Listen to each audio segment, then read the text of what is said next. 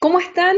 Nuevamente estamos en una entrevista en temas internacionales en el canal de YouTube del Programa de Estudios Europeos de la Universidad de Concepción y por supuesto que tenemos que entrar a analizar el tema de las elecciones en Alemania, el término del mandato de 16 años de Angela Merkel y para eso nuevamente tengo el gusto de conversar con Thomas Sparrow, quien está justamente en Alemania y que es corresponsal de la Deutsche Welle y además de France 24 y que antiguamente había estado también siendo corresponsal en la BBC en Estados Unidos. ¿Cómo estás, Tomás?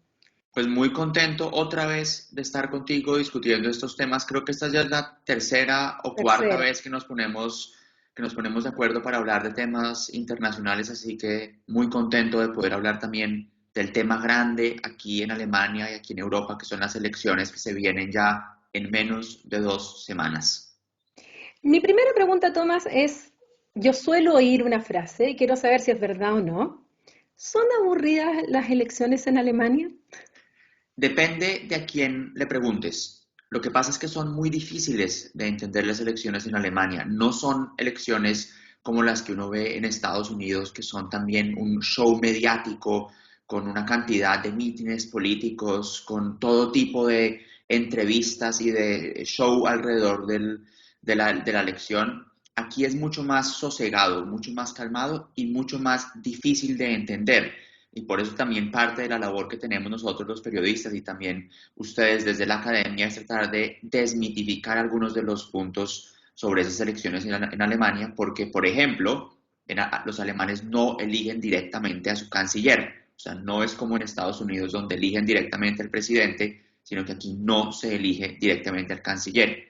También es muy difícil entender que en Alemania la gente vota dos veces o que tiene dos votos, no uno solo, sino dos, y que el Parlamento no tiene siempre la misma cantidad de miembros, sino que eso varía dependiendo de por quién voten las personas en los diferentes estados del país. Lo vuelve aún más complicado el hecho que Alemania es un país federal con 16 estados que en muchos temas tienen sus propias decisiones, cultura, educación. Todos esos temas hacen que la elección en Alemania sea muy difícil de entender y que para algunos, por tanto, también sea aburrida. A mí me encantan, porque me parecen además muy interesantes de explicar. Llevo, por ejemplo, semanas tratando de explicar cómo funcionan las elecciones en Alemania. Todo esto que hablamos ahora de pues, que no eligen al canciller directamente, que es el Parlamento el que elige al canciller, que la gente tiene dos votos, uno por un miembro o pues por un candidato del lugar en el que viven y otro por un partido, que es segundo voto, es el que determina la proporción de parlamentarios en el Parlamento, pero que a veces pasa que el primer voto y el segundo voto no están de acuerdo y por esto toca agregar candidatos de un lado y del otro y se vuelve un Bundestag, un parlamento enorme. A mí personalmente me encanta, pero entiendo que es difícil y que sobre todo es difícil para personas que no necesariamente están familiarizadas con el tema y que por ser tan difícil se crean también barreras de comprensión que hacen que a muchos les parezcan aburridas las elecciones. Sí, efectivamente. Bueno, yo al igual que tú, me encantan las elecciones en Alemania, las vengo siguiendo hace mucho tiempo y este año además tiene un agregado que le da un nerviosismo, y un nerviosismo no solamente en Alemania, sino que en Europa y en general, yo diría a nivel internacional, que es el término del mandato de Angela Merkel, porque las elecciones anteriores, bueno, ella iba como la líder de esta coalición entre la democracia cristiana alemana con los socialcristianos de Baviera, por lo tanto siempre estaba en juego su cancillería de alguna manera. Pero hoy día ella ya anunció que no va como cabeza de lista, no va como la líder de la coalición o la líder del partido, y por lo tanto ya sabemos que por lo menos durante un tiempo seguramente va a seguir siendo canciller, ya lo vamos a explicar, pero ya llegará algún momento en que deje definitivamente de ser la canciller que durante 16 años gobernó Alemania. Primero, ¿cuáles crees tú que son es el principal o los principales legados, porque hay muchos, de Angela Merkel de estos 16 años que estuvo a cargo del poder no solamente de Alemania, sino que también de la Unión Europea y también transformándose en un momento en esta líder del mundo libre, sobre todo cuando Obama en su último viaje al exterior fue justamente a Berlín a despedirse de Angela Merkel, más o menos pasando un testimonio, porque en Estados Unidos ya había ganado Donald Trump. Antes de eso, dos otros elementos sobre las elecciones en Alemania que van a entender también por qué Merkel tomó la decisión de salir del poder en este momento. Uno es que las elecciones el 26 de septiembre no marcan el final de un proceso político, sino el comienzo de un proceso político, porque en Alemania, a diferencia de otros países como Estados Unidos o incluso como varios países de América Latina, los gobiernos se forman a través de coaliciones. Entonces, lo que pasa después de estas elecciones del 26 de septiembre es que los diferentes partidos van a empezar a negociar y a discutir hasta que se forma una coalición. Y Angela Merkel tuvo muchísimos problemas para formar una coalición en 2017. De hecho, estuvo 5 meses negociando con diferentes partidos hasta que no le quedó otra opción que volver a unirse con los socialdemócratas del SPD para formar lo que aquí en Alemania se llama una gran coalición. Ese es un punto. Ahí ya el poder de Merkel estaba mermado. El segundo punto es que lo habitual en Alemania es que el poder se refrende en las urnas. En otras palabras, no es como en otros países donde hay un límite al número de periodos que puede estar un presidente o un jefe de gobierno, sino que en Alemania pues eso dura muchos años. Pueden ser 4, pueden ser 8, pueden ser 12, pueden ser 16, pueden ser incluso más. Lo normal es que se refrende en las urnas. Lo inusual es lo que está pasando ahora en Alemania, que la canciller haya dicho, y lo dijo en 2018, que ella quería acabar, o sea, quería dejar de ser líder de la CDU, el partido al cual pertenece, y que no se presentaría a las elecciones de 2021. Con eso ella estaba cumpliendo una promesa de vieja data que ella había dicho que ella quería también determinar el momento adecuado para salir de la política y que no quería terminar convertida en la traducción, digamos, más común que se hace es en una piltrafa medio muerta, sino que quería ella misma determinar el momento para salir. Y así fue lo que pasó. Entonces, por eso es tan inusual este momento, porque no solamente estamos hablando del comienzo de una nueva era política, sino también del final de una era política al mismo tiempo. Y eso no significa que el 26 de septiembre o el 27 de septiembre Angela Merkel vaya a salir con su maleta de la Cancillería y ya no lo vamos a ver, sino que muy probablemente Merkel vaya a estar semanas, si no meses, como jefe encargada del gobierno, canciller encargada, hasta que se forme una nueva coalición que ya tome las riendas en el momento en el que se acuerde el acuerdo de coalición. Así que es un tema muy difícil. Si hablamos específicamente del legado de Angela Merkel, claro, hay muchísimos legados, ya lo decías tú. Yo creo que hay que diferenciar en el legado de Angela Merkel a nivel internacional, o sea, la imagen que deja ella a nivel internacional y la imagen que deja ella a nivel local. Cuando uno mira la imagen que deja Merkel a nivel internacional, es la imagen que tú dices, la jefe del mundo libre, una persona que en momentos de mucha dificultad apostó por recibir refugiados aquí en Alemania en 2015, una canciller que afrontó una crisis tras otra, es la canciller de las crisis, crisis de la eurozona, crisis financiera, crisis de refugiados, la pandemia, la crisis climática. Es una canciller que se convirtió en la líder de Europa, de la Unión Europea. El primer ministro de los Países Bajos, Mark Rutte, dijo hace unos meses que cuando Merkel habla, los demás jefes de gobierno dejan sus bolígrafos en la mesa y escuchan, porque Merkel está hablando. Entonces, ese es el legado que queda a nivel internacional. Una líder que de verdad representó los valores europeos a nivel internacional y que aumentó el poder político de Alemania a nivel internacional. El legado aquí a nivel nacional, el que se discute en Berlín, es un poco más ambiguo, un poco más ambivalente. Los alemanes eligieron a Merkel una y otra vez porque garantizaba estabilidad, algo muy importante en Alemania. Alemania no es un país que cambie o se mueva muy rápido, es un país de procesos lentos. Y en ese sentido, Merkel era una persona conocida. Los alemanes sabían a qué atenerse con Merkel y de hecho hace unos años, en una de sus reelecciones, su principal bandera de reelección fue "Ustedes me conocen". Si uno mira ya específicamente en los diferentes puntos en los que ella trabajó, Hay elementos muy difíciles. Por ejemplo, la lucha contra el cambio climático. Alemania no logró sus objetivos en la lucha contra el cambio climático, algo que Angela Merkel también reconoció, que ha debido, que claro, se avanzó, pero que se ha debido hacer mucho más. También se le ha criticado mucho el tema de la falta de inversión en Alemania, el hecho de que haya muchos colegios que están en mal estado, que la red digital del país no esté tan avanzada como en otros países, que falte inversiones en digitalización a gran escala.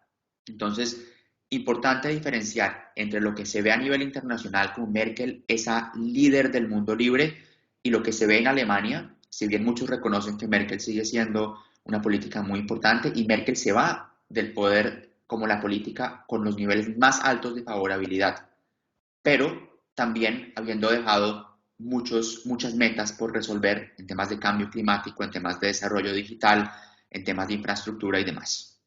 Y además, bueno, tiene temas que le han criticado por distintos sectores, como por ejemplo cuando tomó la decisión de abandonar la energía nuclear, que desde su propio sector se lo criticaron. Por otro lado, también de haber terminado el gasoducto con Rusia del Nord Stream 2, que terminó hace un par de días atrás. Por otro lado, también dentro de Europa se le criticó el hecho de las medidas de austeridad y que cuando los alemanes le dicen austeridad es austeridad. O sea, a diferencia de los latinoamericanos, la austeridad llega hasta por ahí nomás. Aquí los alemanes dicen no comprar, no consumir y no compran y no consumen, siendo que era la gran potencia que para echar a andar la economía europea necesitaban también, y se le exigió mucho a Merkel, que hiciera que los alemanes consumieran más, le compraran más al resto de los países, porque si se producía una contracción económica, evidentemente el daño lo iban a sufrir de manera más fuerte los otros y no Alemania. Bueno, y Entonces, fíjate que ahí justo en ese punto que mencionas, se vuelve a ver, pero al revés, esa diferencia entre cómo se ve Merkel internacional y cómo se ve Merkel a nivel nacional. Porque durante la crisis de la eurozona y con esa palabra clave de la austeridad, sobre todo en los países del sur de Europa, España, Italia, Grecia, Portugal, Angela Merkel fue muy criticada por esa austeridad radical. Pero eso aquí en Alemania le ganó a Merkel muchos votos, porque como los alemanes interpretaron eso como Angela Merkel está protegiendo los intereses de los alemanes y está asegurándose que los alemanes no vayan a perder sus ahorros por tratar de ayudar a otros países que están en problemas. Entonces, vuelvo a mi punto de esa dicotomía entre el internacional y lo local, que juega en varias direcciones. A veces internacional fue muy criticada, pero le sirvió a nivel nacional y al revés en otros casos.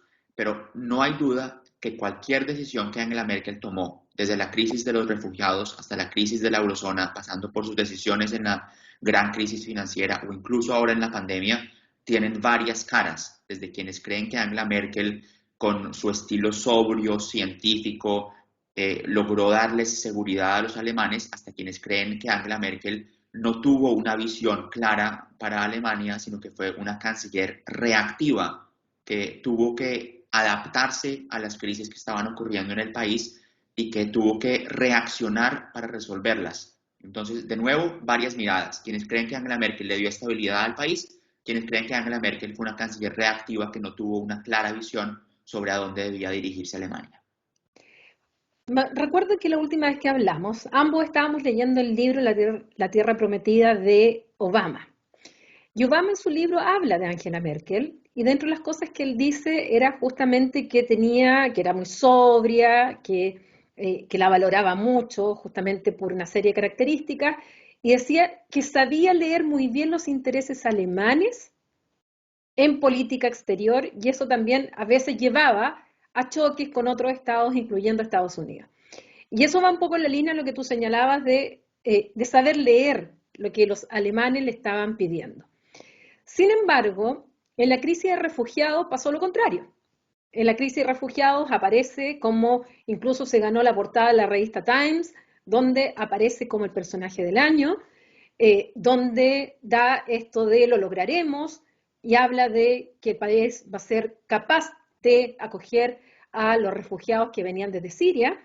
Sin embargo, internamente se le criticó mucho, por parte de sus socios, de los socialcristianos en especial, que eran los que recibían el mayor flujo migratorio, el caso de la región de Múnich, en Baviera, y por otro lado, por el lado derecho, empieza a tomar fuerza lo que había sido Alternativa para Alemania.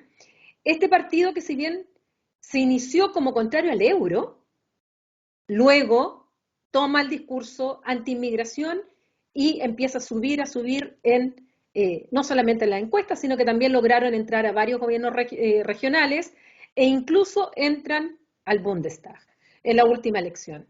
Claro. Entonces, ¿cómo ves tú también ahí el rol jugado por Angela Merkel con el ascenso de la ultraderecha? Al mismo tiempo que ella pone un freno, con el caso de Turingia, cuando echa abajo incluso un gobierno, dice no, con la ultraderecha no se pacta. Y por otro lado, esta apertura hacia los refugiados hasta que se vio ya obligada a llegar a un acuerdo con Erdogan y volver a poner el dique en Siria y dar dinero a Erdogan para que mantuviera controlados a los sirios. Tú dices un punto de verdad elemental para entender el método de Angela Merkel y es esa espera. Angela Merkel no es una canciller que, bueno, con contadas excepciones, abruptamente dice algo. Es una mujer que sabe perfectamente cada palabra que va a utilizar. Tú no la ves casi nunca salirse de sus cabales. Tú no la ves súper Salvo en el fútbol, emocionada, salvo en salvo en el el fútbol. fútbol.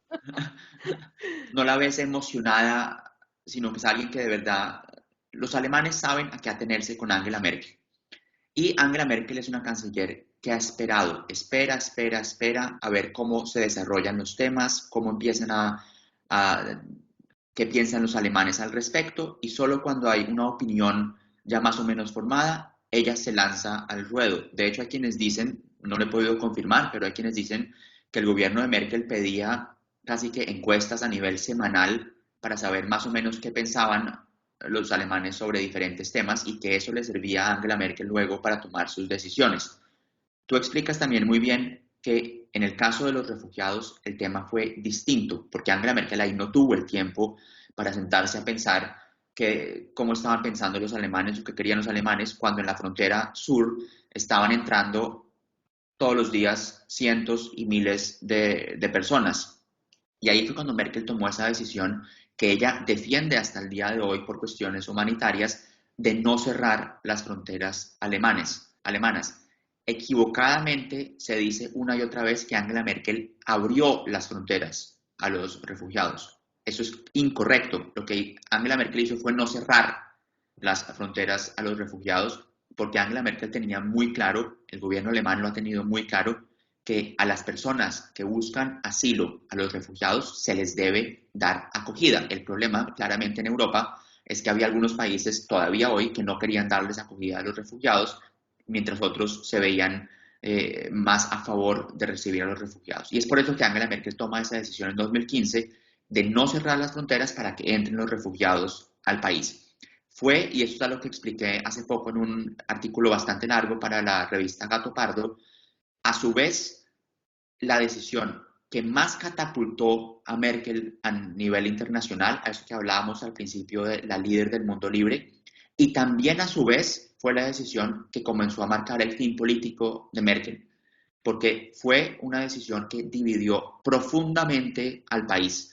Fue una decisión que catapultó al partido Alternativa para Alemania, ese partido calificado de ultraderecha del que hablábamos ahora, que en ese momento, en 2013, había nacido como un pequeño partido, más que todo académico, en contra de todas las medidas relacionadas con el euro, pero que vio su momento clave con la llegada de los refugiados y que aprovechó un sentimiento de inseguridad entre los alemanes, un sentimiento que supo aprovechar con éxito, diría yo, porque no solamente entró a los 16 estados regionales de Alemania, a los parlamentos de esos 16 estados, sino que en 2017 logró el 12.6% de los votos en la elección federal, lo que lo convirtió, una vez se formó la nueva coalición, en el principal partido de oposición. Todo con esa bandera de la migración. Ahora, si hago un paréntesis, el hecho de que ahora el tema migratorio no sea tan fuerte también ha llevado a que el Partido Alternativo para Alemania pues pierda algunos votos y no sea esta vez un partido que muchos consideran vaya a tener tanta influencia como la que tuvo en 2017. Pero Merkel definitivamente jugó un rol en el ascenso, quizás indirecto, de Alternativa para Alemania, que también tiene que ver con una de sus grandes posturas políticas, que es mover a su partido, sobre todo a la CDU, no solamente a la CSU, no estoy hablando del bloque conservador, sino solamente de la CDU, al centro del espectro político, con medidas muy de centro, como por ejemplo en Alemania ahora hay un salario mínimo desde hace unos años, o la legalización del matrimonio gay, todas esas medidas que, digamos, en años anteriores habrían sido impensables en un gobierno conservador, han llevado a Merkel de verdad a moverse hacia el centro del espectro político, lo que deja un espacio en los extremos a la izquierda y a la derecha. En Alemania se dice que las elecciones se ganan en el centro, y por eso los socialdemócratas se mueven al centro, centro izquierda, y los cristianodemócratas se mueven a la centro derecha, y es ahí donde se juegan los votos, pero en los extremos queda el partido de izquierda, Die Linke, y el partido de ultraderecha Alternativa para Alemania, y por eso ahora el principal tema de discusión en los últimos días aquí en Alemania es con quién podrían formar coaliciones, qué partidos, y cómo algunos partidos deberían extraerse o deberían quedar prohibidos de formar coaliciones, y por eso es que Angela Merkel, y en particular la CDU, ha dicho que bajo ninguna circunstancia va a formar una coalición con Alternativa para Alemania, algo a lo que, por cierto, también se han suscrito todos los demás otros partidos. Entremos a ese terreno ahora de lo que se viene en Alemania respecto a este 26. Yo he seguido las encuestas, ha habido debates, ayer hubo otro debate, eh, y también venía viendo un poco cómo las últimas elecciones, la CDU iba perdiendo votos, y eso es lo que también llama la atención, porque Angela Merkel a nivel internacional su imagen sube, pero a nivel interno la verdad es que incluso en un momento se pensaba que su gobierno, definitivamente la gran coalición iba a terminar, bueno, logró mantenerla, eh, y ha ocurrido por un lado que la CDU con sus aliados bávaros presentan a su candidato, que es Emil Laschet, porque es el delfín un poco quien sigue esta idea de Merkel, un poco más de centro, frente a los otros candidatos que habían dentro de la CDU. Por otro lado, tenemos a la socialdemocracia, al SPD, donde va Olaf Scholz, donde es su candidato. Por otro lado, los verdes, que bastante bien le había ido en varias elecciones, sobre todo en las elecciones europeas, en las elecciones en la misma Baviera, en que se había visto en varias elecciones regionales cómo los verdes han ido subiendo.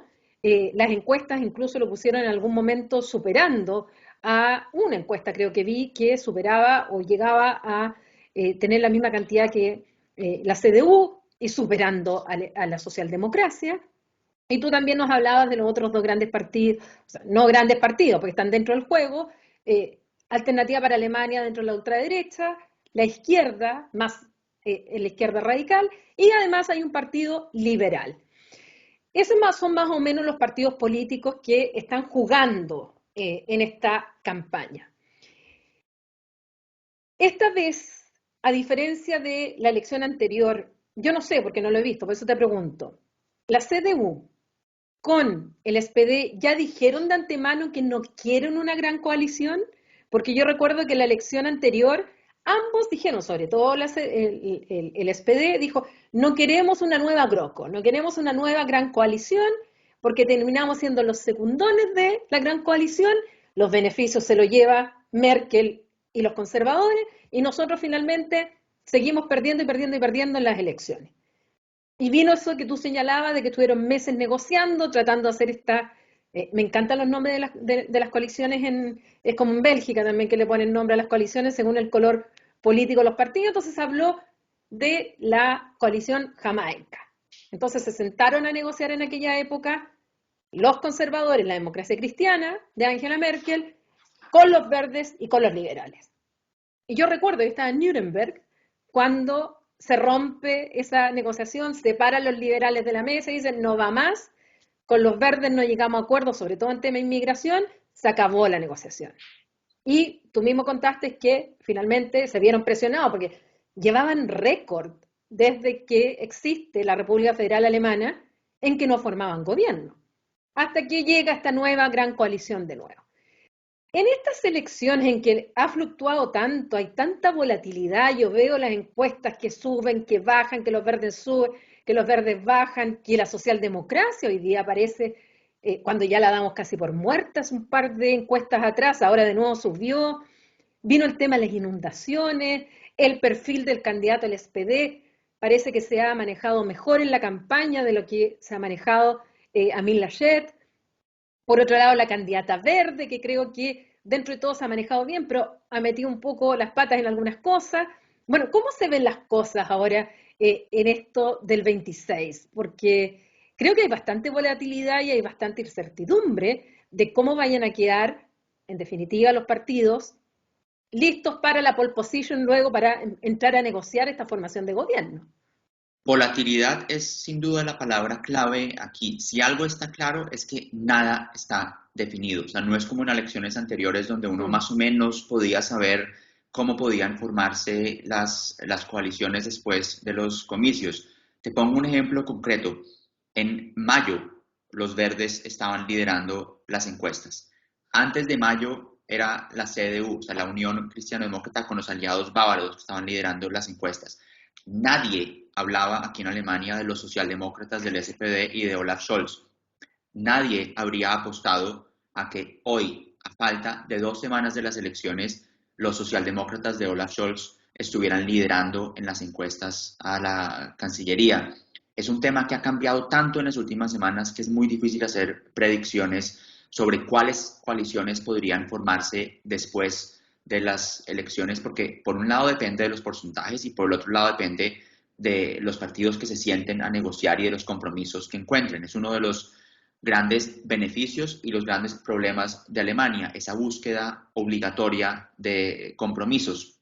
Entonces, los últimos meses aquí en Alemania han sido de verdad de enorme volatilidad. Yo he escrito artículos para France 24 sobre el ascenso de los verdes, sobre el declive de los verdes, sobre el ascenso de los conservadores, sobre el declive de los conservadores, sobre el ascenso de los socialdemócratas. Y es de verdad muy difícil saber exactamente qué va a pasar el 26 de septiembre. Hay, O sin sea, lo embargo, menos que tienen los alemanes es estabilidad, que es lo que más aman en política y en la vida. exactamente, lo menos que tienen en este momento es estabilidad.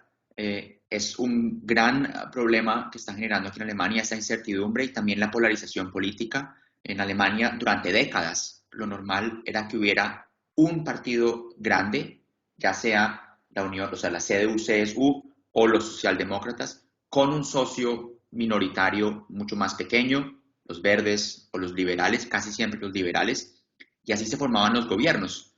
Y las elecciones anteriores demostraron que eso ya no es tan fácil. De hecho, por eso Angela Merkel se vio casi que forzada a, durante mucho tiempo, tener una gran coalición con los socialdemócratas. Y eso se refleja también ahora en un ambiente mucho más polarizado. El panorama hoy, a 2 semanas de las elecciones, es el siguiente.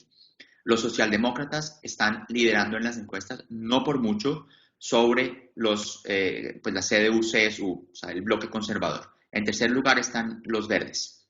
Y luego están los otros. Entonces, aquí en Alemania, aquí se diferencia entre dos cosas. Se diferencia entre los partidos que tienen un candidato a canciller, que son los tres grandes partidos, bloque conservador, socialdemócratas y verdes, y los otros partidos que son o socios minoritarios potenciales, como los liberales, o bueno, ya no, la izquierda no y el AfD tampoco, pero son partidos que de alguna manera van a jugar un rol importante en el próximo Parlamento. Por eso, digamos, ayer hubo el debate entre los tres candidatos a canciller y hoy, de hecho, mientras hablamos, es el debate de los otros cuatro partidos, o sea, CSU, la izquierda, AfD y los liberales. Y la gran pregunta es qué va a pasar después del 26 de septiembre. Como dije al principio, la elección del 26 de septiembre no es el final del proceso político, sino el comienzo del proceso político que puede durar mucho tiempo más en esa búsqueda de coaliciones. Hay que preguntarse por qué, digamos, los socialdemócratas lograron pasar de prácticamente muertos, como decías tú, Sí, a liderar ahora en las encuestas. Y eso tiene que ver, a mi modo de ver, con dos casos concretos. Uno, el hecho de que los otros dos candidatos se han peleado todo el tiempo y han cometido un error tras otro error. Laschet, por ejemplo, su error más comentado aquí en Alemania, durante las inundaciones de julio, se le vio riéndose a carcajadas detrás mientras el lo presidente vi. federal, que es el jefe de Estado en el país, les hablaba a las víctimas. Eso fue interpretado como una actitud poco apta para una persona que quiere ser canciller de Alemania. Annalena Baerbock, de los Verdes, también un error tras otro error, desde una hoja de vida en la que había exagerado algunas posiciones hasta temas de plagio en los que también se vieron involucrados otros candidatos, y eso ha hecho que las imágenes de estos dos candidatos y de los partidos pues también bajen. Y por el otro lado, Olaf Scholz, que es un candidato que algunos califican de pues, medio aburrido y medio parco, no ha tenido ninguno de esos escándalos, y por otro lado es el candidato de los tres que tiene mayor experiencia de gobierno, algo que reconocen los alemanes. Olaf Scholz es actualmente el vicecanciller de Alemania y el ministro de Finanzas, que además tiene algunas de las funciones más importantes en el actual gobierno. Es el ministro, por ejemplo, que está encargado de la recuperación económica tras la pandemia. No solamente él, pero sí es uno de los ministros que está encargado de ese tema, o es uno de los ministros que está encargado de la recuperación económica en las zonas afectadas por las inundaciones. Entonces ha tenido un perfil muy importante, especialmente en los últimos meses, que hace que para los alemanes Olaf Scholz sea el candidato, digamos, con mayores credenciales para asumir el gobierno del país, mucho más que Armin Laschet, que es el líder regional del estado más poblado de Alemania, Renania del Norte-Westfalia, o Annalena Baerbock, que es una política que no ha tenido experiencia de gobierno. Escuchándote, me recuerdo un seminario en el que lamentablemente no pudiste participar y te habíamos invitado, en el cual Franco de Ledone, que también vive en Alemania, planteaba algo súper interesante, y escuchándote me viene de nuevo esa idea, que el perfil de Olaf Scholz, tal como lo estás planteando, es muy merkeliano. Es como la continuidad de Merkel, la sobriedad, el mantenerse dentro del centro, porque además a Merkel, una de las cosas que le criticaban de la parte más de derecha, de la CDU o de la CSU, era que ella había socializado el partido, o sea, se había ido demasiado al centro pasándose para la izquierda. Entonces encontraban que se había puesto media socialista Angela Merkel y le criticaban eso. Entonces, ahora cuando tú me hablas del perfil de Scholz, y, y recuerdo lo que dijo en ese momento Franco, eh, va un poco en esa idea que al final termina siendo él más merkeliano que el propio Laschet, que es supuestamente su perfil, y que es un poco, porque yo decía que se parece mucho al fenómeno acá de Michelle Bachelet en un momento. Michelle Bachelet, que externamente tenía una imagen muy buena, internamente era criticada, pero de todas maneras salió de su primer gobierno con un altísimo porcentaje de popularidad, pero su coalición perdió la elección. O sea, ella no era capaz de transmitir su propia popularidad a su propia coalición. Entonces yo pensaba, bueno, le está pasando un poco eso a Merkel. Merkel no traspasa su popularidad a su coalición, pero a lo mejor sí se la está traspasando a la forma de ser de un canciller y que al final el continuador es Scholz. Y eso sí que sería una paradoja en Alemania. Claro, entonces yo también creo que hay que, para entender primero eso de Merkel, yo sí creo que hay una diferencia clara entre la popularidad de un político y la popularidad de un partido. Es algo que se ve también claramente en los últimos años aquí en Alemania y se refleja también en el hecho de que cuando un líder, digamos, que ha estado mucho tiempo en el poder, deja el poder, en este caso Angela Merkel después de 16 años, su bloque conservador se encuentra en una crisis que es de tratar de mirar hacia dónde van y quién va a liderar el partido en la siguiente etapa. Hay que decirlo claramente, la CDU ha estado de verdad en los últimos años en una crisis, en una búsqueda de identidad, si quieren mantenerse en el centro, si quieren mantenerse si quieren irse otra vez a la derecha del espectro político, quién va a liderar el partido hacia las próximas generaciones. No hay que olvidar que cuando Merkel dejó el liderazgo de la CDU, lo anunció en 2018, luego la persona que lideró el partido fue Annegret Kramp-Karrenbauer, la actual ministra de Defensa, pero ella después de un tiempo también dejó el partido y luego fue Armin Laschet el que asumió. Entonces Yo la no CDU se alcancé ni encuentra... siquiera a aprenderme el nombre. Yo cuando yo me aprendí el nombre, había dejado la secretaría del partido. Y Así que era AKK para mí nomás. exactamente, pero eso refleja lo difícil que es, y eso no es algo solamente exclusivo de Alemania, esa búsqueda de identidad de un partido después de un liderazgo muy duradero.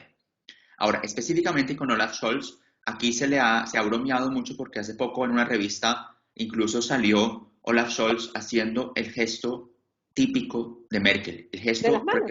el de las manos. Entonces, sale así con las manos en una entrevista y sí se bromeó un poco en que es el candidato más merkeliano de los tres. Él tiene, claro, Armin Laschet es oficialmente el candidato que sigue la línea de Merkel, pero Olaf Scholz tiene un punto, digamos, muy importante. Por un lado, él puede decir que como vicecanciller y ministro de Finanzas ha estado involucrado en los temas de gobierno alemán por el que los alemanes reconocen favorablemente el legado de Angela Merkel.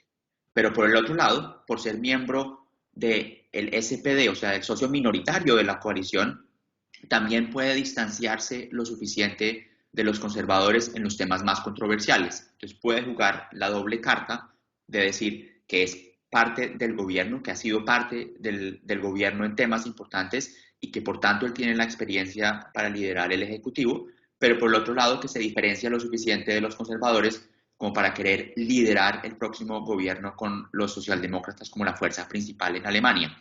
Y eso es algo que hasta el momento ha sabido jugar, a mi modo de ver, de manera inteligente, porque se ha presentado como el candidato menos controversial de los tres. Y otra vez queda claro en Alemania que el hecho de ser controversial no es algo que gana, no es algo que gana elecciones. Los alemanes no buscan un político muy controversial como jefe de gobierno. Quieren algo seguro, quieren tener un par de manos seguras en la Cancillería en Berlín, al lado del Bundestag. Y eso es algo que para muchos alemanes está ahora en manos de Olaf Scholz porque reconocen que es el candidato de los tres que tiene mayor experiencia de gobierno a nivel federal. Pero hago la advertencia que como tantas cosas han cambiado en los últimos meses, en las próximas 2 semanas también podría pasar algo que otra vez nos cambie todo el panorama y que nos ponga a hablar de manera distinta de las elecciones alemanas. Pero ese es el panorama a día de hoy. Ahora, como es un sistema parlamentario, como tú bien lo has explicado, y sobre todo para aquellos que nos ven desde América Latina, que nosotros tenemos un sistema presidencial totalmente distinto, eh, puede perfectamente ocurrir que el partido más votado finalmente no tenga el gobierno, porque eso va a depender justamente de las coaliciones que se formen. Entonces podría perfectamente ganar la socialdemocracia, pero tal vez no le alcance para formar gobierno y se lo haga la democracia cristiana con otros socios, o al revés. Hay una coalición de la cual se ha estado hablando, que de lo que me has dicho tú la descartas, pero yo he leído que podría darse dentro de esta incertidumbre, que es aquella coalición que le llaman semáforo, que es el, lo social, la socialdemocracia con los verdes y con la izquierda. ¿Crees tú que es posible que pudiera eventualmente, estamos especulando, pero dentro de las coaliciones, que se pudiera negociar e incorporar a una coalición a la izquierda, y en ese caso quedaría fuera tanto los conservadores como también los liberales? Pues de poder se podría si los números se dan el 26 de septiembre. La pregunta es si lo harían, porque Mm. la izquierda se ha presentado como un partido muy controversial en temas que son muy importantes para Alemania. Se ha mostrado con escepticismo, por ejemplo, sobre la participación alemana en la OTAN, un tema Mm. muy importante. O hay otros temas en los que la izquierda también ha mostrado opiniones que van un poco en desacuerdo con el mainstream político de Alemania y es por eso que la discusión ahora aquí en Alemania, y se vio ayer, por ejemplo, domingo en el debate televisivo, es hasta qué punto la socialdemocracia podría o no buscar esa coalición de gobierno con la izquierda. Es claro que la socialdemocracia y los verdes comparten muchos temas, de eso nadie duda, que los verdes podrían perfectamente hacer una coalición de gobierno con los socialdemócratas. El problema es que hasta ahora no les alcanza, entonces tendrían que buscar un tercer socio.